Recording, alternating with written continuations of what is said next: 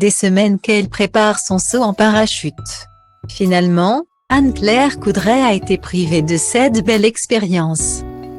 Prévue pour le défilé du 14 juillet 2021 en direct sur TF1. À l'antenne, la journaliste de 44 ans explique pourquoi elle n'a pu honorer sa promesse. Ce mercredi 14 juillet 2021 est un grand jour pour la France, car il célèbre la prise de la Bastille en 1789. Mais aussi pour Anne-Claire Coudray, la journaliste de TF1, aux commandes de l'édition spéciale avec Gilles Boulot pour l'occasion.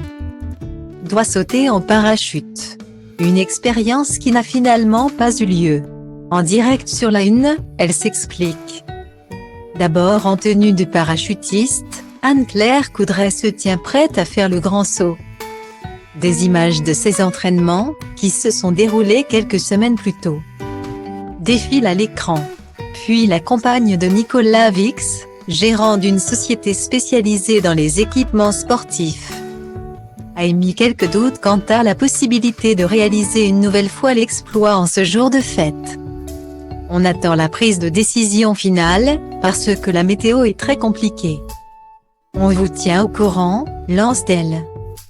Finalement, moins d'une heure plus tard, la présentatrice des journaux télévisés du week-end de TF1 a troqué sa tenue de parachutiste pour un blazer rouge et un pantalon noir. C'est depuis les Champs-Élysées qu'elle annonce qu'elle ne sautera pas. Je suis malheureusement revenue.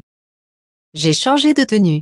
La météo ne permet pas de faire le saut en parachute, lâche-t-elle.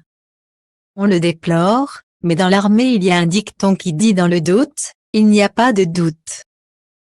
Lever tout doute et décider que les parachutistes, ambassadeurs de l'armée de l'air, ne sauteraient pas ce matin. Guillemets.